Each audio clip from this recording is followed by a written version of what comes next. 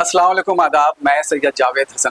पटना के गांधी मैदान में 29 जून को हुआ वक्फ बचाओ दस्तूर बचाओ सम्मेलन कई मायनों में अहमियत का हामिल है। इमारत शरिया फुलवारी शरीफ के तत्वावधान में आयोजित इस सम्मेलन को हम बिंदुवार समझने की कोशिश करते हैं। सम्मेलन इस मामले में कामयाब रहा कि मंच पर भारतीय जनता पार्टी और जेडीयू को छोड़कर कई बड़े विपक्षी दलों के नेता मौजूद थे। सभी ने वक्फ के मामले में भाजपा, जेडीयू और टीडीपी के रवैये की खुलकर आलोचना की। उन्होंने कहा कि वक्फ मुसलमानों का धार्मिक मामला है और संविधान सभी धर्मावलंबियों को अपने अनुसार धार्मिक मामलों को अंजाम देने की इजाज़त देता है। ऐसे में वक्फ कानून का मनमाना संशोधन संविधान के खिलाफ है। बिहार के मुख्यमंत्री नीतीश कुमार खास तौर से वक्ताओं के निशाने पर रहे। वक्ताओं ने कहा कि नीतीश कुमार ने वक्फ संशोधन बिल का संसद में समर्थन करके मुसलमानों के वोट का सौदा किया है। मंच से भाषण देने वालों में राजद से तेजस्वी प्रसाद यादव, कांग्रेस से सांसद मोहम्मद जावेद, विधायक शकील अहमद खान, पूर्णिया के सांसद पप्पू यादव, भाकपा माले के महासचिव दीपांकर भट्टाचार्य, विधायक महबूब आलम, AIMIM के विधायक अख्तरुल ईमान शामिल थे। बिहार के बाहर से आने वालों में कांग्रेस के सीनियर लीडर सलमान खुर्शीद, सांसद इमरान प्रतापगढ़ी, सपा सांसद जियाउर रहमान बर्क शामिल थे। खास बात यह रही कि कांग्रेस अध्यक्ष मल्लिकार्जुन खड़गे और सांसद राहुल गांधी का संदेश पढ़ा गया। इस मौके पर जमात इस्लामी हिंद से मलिक मोतसिम खान, शिया स्कॉलर मौलाना अमानत हुसैन, खानका मनेर शरीफ के सज्जादा नशी मौलाना सैयद शाह तारिक इनायतुल्लाह फिरदौसी और all India Muslim personal law board के जिम्मेदारान समेत कई लोगों ने सम्मेलन को संबोधित किया। इस सिलसिला की धूप में लाखों अफराद का यहाँ जमा होना, इस मौके पर मैं आप तमाम को जमात इस्लामी हिंद की जानिब से और अमीर शरीयत इमारत शरिया बिहार, उड़ीसा, बंगाल, उन सबको दिल की गहराइयों से सलाम पेश करता हूँ, मुबारकबाद पेश करता हूँ। जो लोग भी वक्फ के कानून में मुसलमानों के खिलाफ आवाज उठाए हैं, दस्तूर के खिलाफ आवाज उठाए हैं, नवंबर का महीना आप उनको वापस घर भेजने का महीना है और ये नवंबर में बिहार में होगा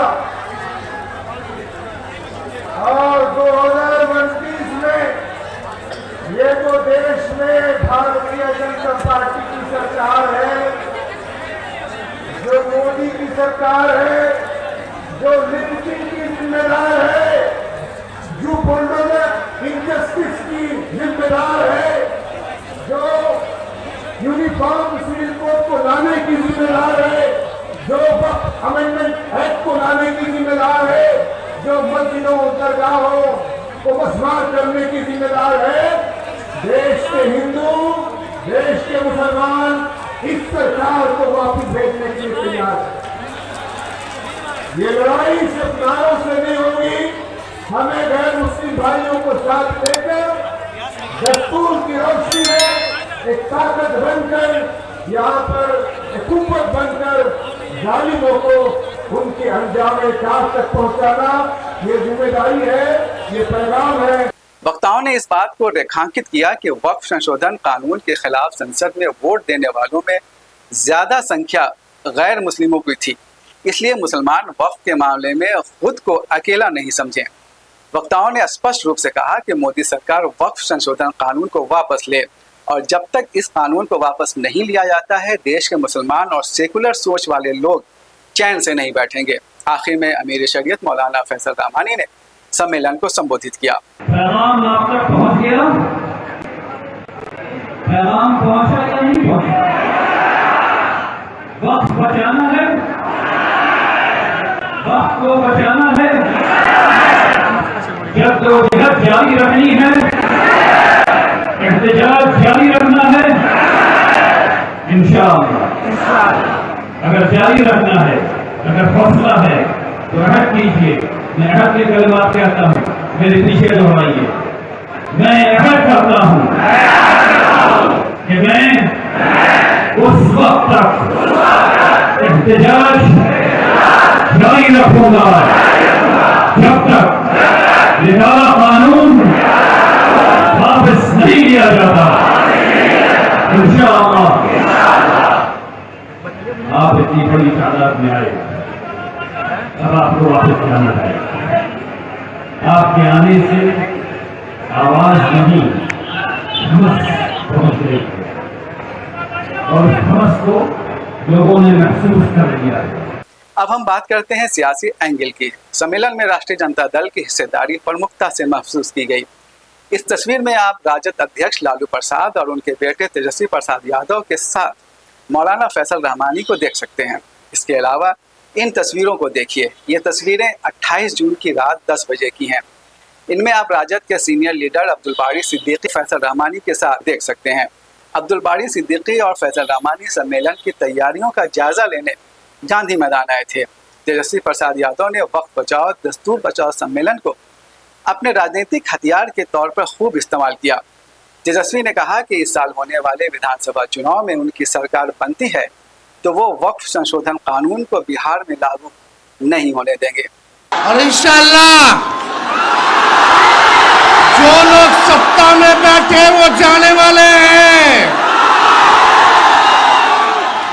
जो आप लोगों के साथ नाइंसाफी हुई है, जो देश के संविधान को तोड़ रहे हैं, आने वाला बिहार में अक्टूबर नवंबर को जो चुनाव है, ये एनडीए भाजपा की सरकार जाने वाली है।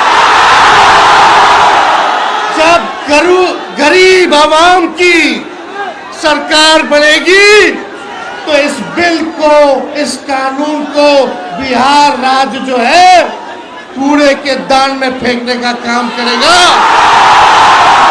बिहार में किसी भी कीमत पे इस कानून को हम लोग लागू नहीं होने देंगे, नहीं होने देंगे। कानून जो आया है इस सरकार को वापस लेना पड़ेगा। तेजस्वी के अलावा महागठबंधन में शामिल अन्य पार्टियों के नेताओं ने भी वक्फ के मामले में मुसलमानों के साथ एकजुटता का इजहार किया।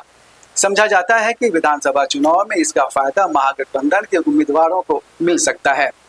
अब बात करते हैं सम्मेलन में आने वाली भीड़ की। आपको भीड़ की दो तरह की तस्वीरें दिखाई देंगी। इमारत शरिया के यूट्यूब चैनल फिक्रो नज़र पर आपको बड़ी संख्या में इकट्ठी भीड़ नजर आएगी।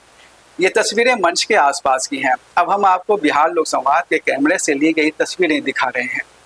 ये तस्वीरें तब की हैं जब सलमान खुर्शीद, तेजस्वी प्रसाद यादव, मोहम्मद जावेद, जियाउर रहमान बर्क जैसे नेता भाषण दे रहे थे। उस दौरान शदीद गर्मी थी और लोग राहत के लिए मैदान के चारों तरफ दरख्तों के नीचे पनाह लिए हुए थे। इसका नतीजा था कि मैदान खाली खाली नजर आ रहा था। दिलचस्प बात यह है कि कुछ लोग वक्फ बचाओ दस्तूर बचाओ सम्मेलन की तुलना अप्रैल 2018 में हुए दीन बचाओ देश बचाओ से कर रहे हैं। ये तुलना भीड़ के मामले में और मंच पर बैठे लोगों के मामले में की जा रही है। दीन बचाओ देश बचाओ सम्मेलन के आयोजन से जुड़े एक अहम शख्स ने बताया कि तब मंच पर कोई सियासी आदमी मौजूद नहीं था। मरहूम वली रहमानी ने किसी सियासी शख्स को मंच पर बैठने की इजाज़त नहीं दी थी। यहाँ तक कि कांग्रेस के वरिष्ठ नेता मौलाना इसरारुल हक कासमी मरहूम को भी मंच के सामने बैठाया गया था। लेकिन जिस तरह से नीतीश कुमार ने दीन बचाओ देश बचाओ के मंच से उठाकर खालिद अनवर को एमएलसी बना दिया था, उस जैसी आशंका वक्फ बचाओ दस्तूर बचाओ सम्मेलन को लेकर भी लोगों के मन में पलने लगी है। हालांकि देखने वाली बात यह है कि वक्फ संरक्षण की लड़ाई को धार देने और एक कंप्लीट रोड मैप तैयार करने में यह सम्मेलन कितना कारगर साबित होता है। अगले वीडियो के लिए दीजिए इजाज़त। अल्लाह हाफ़िज़। हमारी हिमायत नहीं बल्कि हमें बर्बादी का सामान लेकर के आए हैं। आपकी साजिश हम समझते हैं, आपकी मंशा हम समझते हैं और हम इस बिल के खिलाफ खड़े हैं। आज यहाँ पटना के ऐतिहासिक गांधी मैदान में बस इतना कहकर जा रहा हूँ, वक्त बहुत कम है, बोलने वाले बहुत ज्यादा है। बस इतना कहकर जा रहा हूँ कि हम आतिशे सोजा में भी हम बात कहेंगे, कुंदन की तरह कहर में ताबिंदा रहेंगे। तारीख